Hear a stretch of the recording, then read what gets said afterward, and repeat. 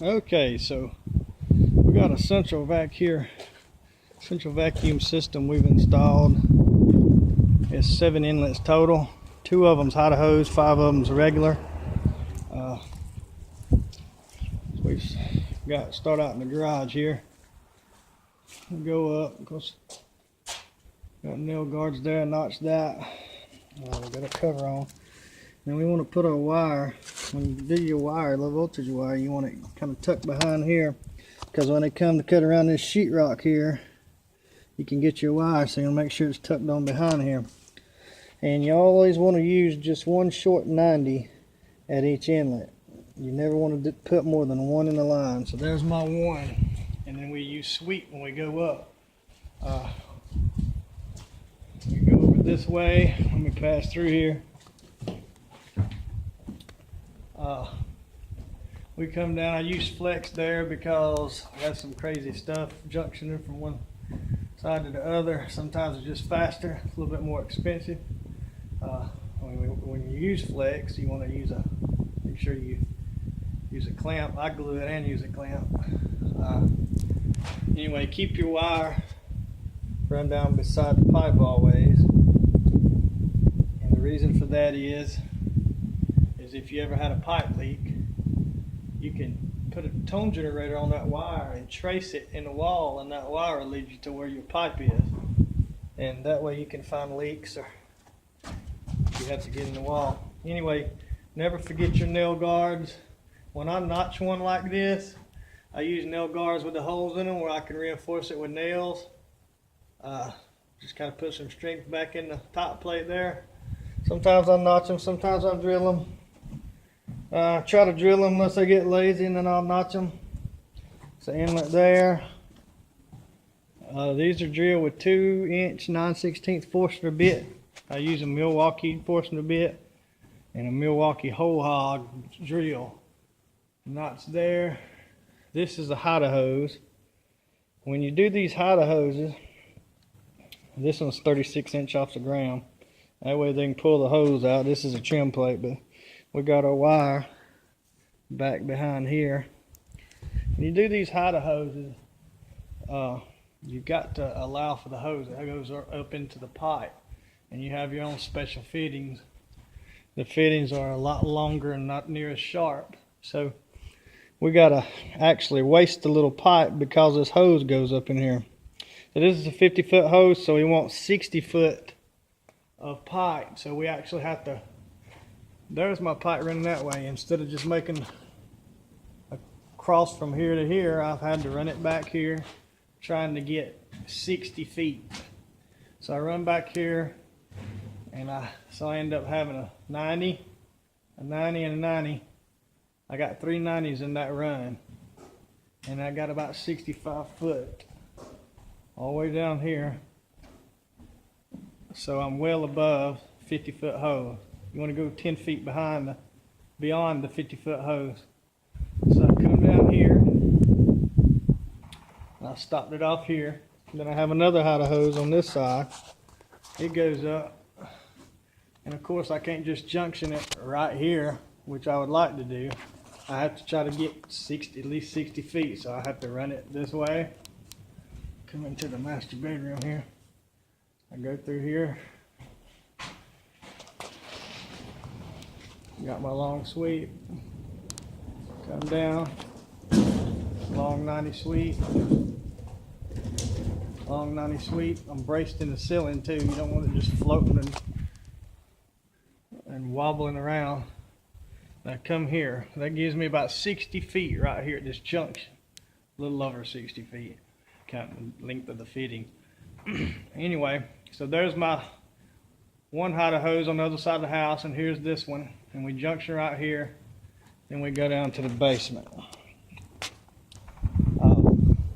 So that's 3 normal inlets up here that go down to the basement. I mean 2 normal inlets up here that go down to the basement, 2 hot hoses that go down to the basement. Then in the basement we have 3 normal inlets with junction. So from the garage where I started, we come down into the basement. come across here with a low voltage wire up tight against it. We drop it down under. The gas lines, the heating and air is all coming up under these joists, indicating this is good. Well, this won't be finished, and if it is, they'll have to fur it down some, or it'll be a drop ceiling. So we can do a pipe here. I come through here, get over that pipe. I got lazy and used a flex hose. Anyway, I got my clamp and I stopped off here. Then brought this one up. It goes over here, stops there.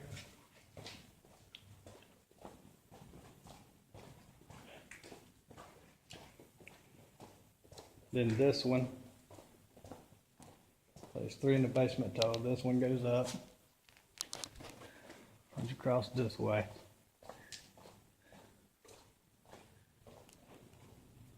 Right here, I junction with this one. So this one goes up. Got me a T right there. You always want to make sure these T's are turned right.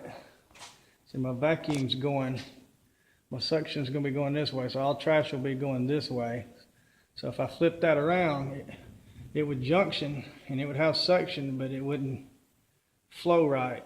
It'd get blocked up, and we'd end up having to cut the ceiling up and redo that fitting. So we always want to make sure these T's are turned right. This is a 90 T. So we come in this way. You got to pay attention to the flow.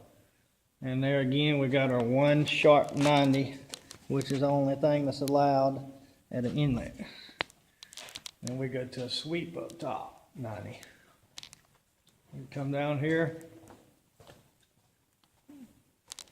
sweep 90. When it's possible, we can, instead of using 2 sweeps, we can use 45 to get the turn. Get 2 45s and make it a little better. So that's with this one junction. There again, my exhaust is running this way, or my suction is running this way. My trash will be sucked this way. So we want to make sure those T's are in the right direction. We come here and we come to a Y fitting. This is junction in front of the garage. This is the stuff in the basement. And we go to a Y fitting. A Y with a 45 on the right and a 90 sweep on the left. We come down. We actually pass up under the. We're actually passing up under the landing here because we cannot drill through these laminated beams. So we passed up under the landing. This is utility room. This is where mechanical room. This is where our unit will be.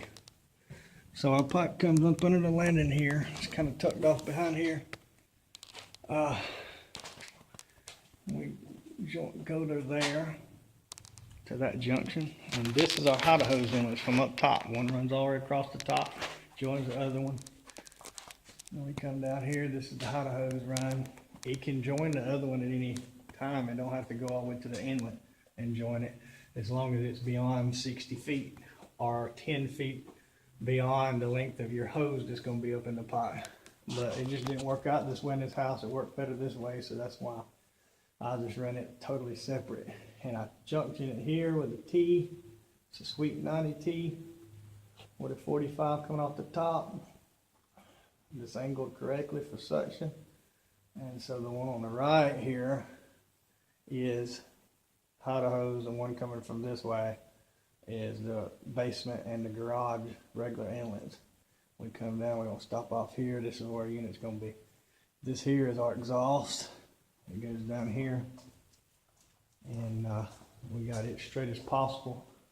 When you do an exhaust, when you exhaust one, you want to exhaust it for allergy purposes, keep dust down, and it makes it quieter. But you want the exhaust to be as straight as possible and short as possible, because it makes for more airlift, better suction when you have a shorter and more straighter exhaust with less turns in it.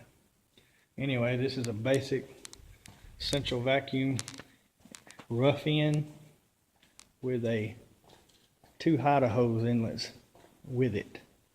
These are based on 30-foot hoses, These normal ones are, and the height of hose is 50 foot up in there. Like I said, we got our one shot 90. We go to a 45 here, and we got covers. These got paint on it because we reuse them sometimes, because these just come off and then the inlet will go over top of the sheetrock and all. Keep your wire tucked behind here. We won't get cut with when they trim the sheetrock around it. Keep your wire tight. Don't forget your nail guard. Thanks for watching.